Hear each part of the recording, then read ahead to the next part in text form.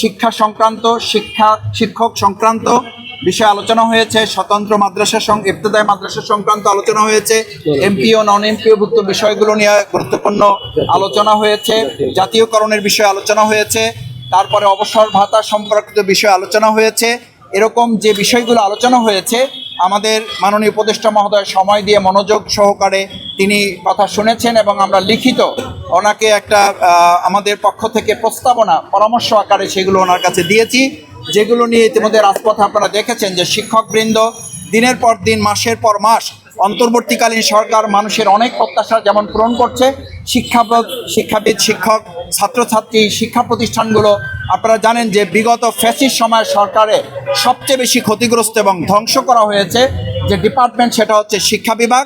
সেই বিভাগ নিয়ে বাংলাদেশ জামাত ইসলামী অন্তর্বর্তীকালীন সরকার আসার আগেও আমরা ফ্যাসিস্টদের সময় এ ব্যাপারে অত্যন্ত কঠোর ভূমিকা পালন করেছি, রাজপথে আন্দোলন, লড়াই, সংগ্রাম করেছি, শিক্ষকদের নিয়ে আমরা ভূমিকা পালন করেছি, বিভিন্ন সেমিনার, সিম্পোজিয়ামে আমরা কথা বলার চেষ্টা করেছি, আমরা আওয়াজ তুলে আমাদের শিক্ষক শিক্ষিকা বীরানদের পাশে থাকার চেষ্টা করেছি।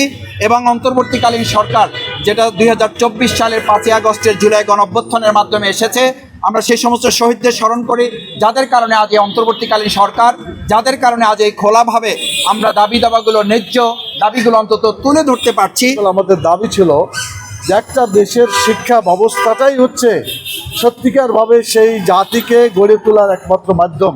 এজন্য বলা হয় শিক্ষাই জাতির মেরুদণ্ড। কিন্তু শিক্ষা যদি জাতির মেরুদণ্ড হয় তাহলে ওই শিক্ষার মেরুদণ্ড হবে শিক্ষকেরা। অতএব শিক্ষকরা যদি না দাঁড়াইতে পারে, শিক্ষা ব্যবস্থা ঠিকমতো কায়েম হতে পারে না, আর জাতিকে গঠনও করতে পারে না।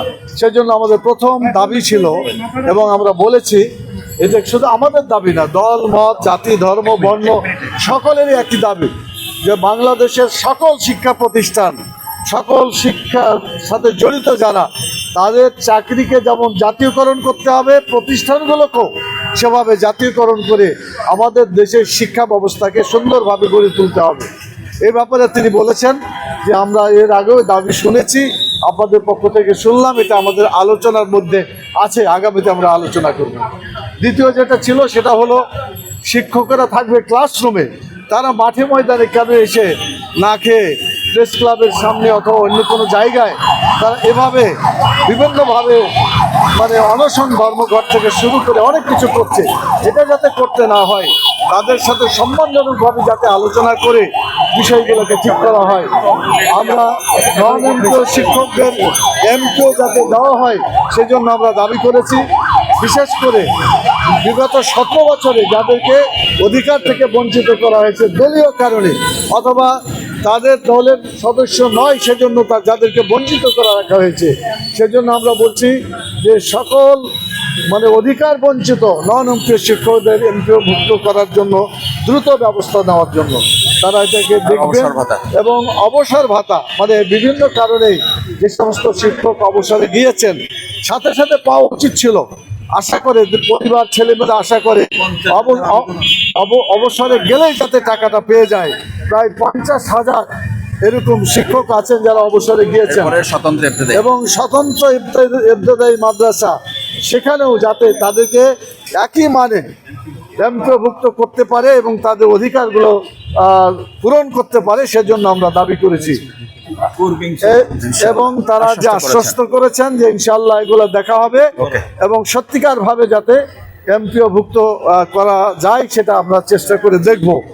আর সিলেবাসের ব্যাপারে একটা আমরা কথা বলেছি, সিলেবাস যদি ভালো হয়, কারিকুলাম যদি ভালো হয়, তাহলে সেটাই হবে সত্যিকার ভাবে একটা জাতির জন্য প্রকৃত মাইল ফলক। সে ব্যাপারে আমরা প্রস্তাব দিয়েছি যে সকল ধরনের শিক্ষা প্রতিষ্ঠানের, সকল নেচারের, হাই স্কুল, কলেজ, বিশ্ববিদ্যালয় থেকে শুরু করে মাদ্রাসা এবং সব ধরনের শিক্ষা ব্যবস্থা প্রতিনিধি নিয়ে একটা জাতীয় কমিটি করে সিলেবাস প্রণয়ন কমিটি করবে, যাতে এদেশের জনগণের প্রত্যাশা অনুযায়ী একটা বই পুস্তকের এই সিলেবাস গঠন করা যায়। আমরা এই কথাগুলো বলেছি, তারা মন দিয়ে শুনেছেন এবং আগামীতে দেখবেন বলেছেন।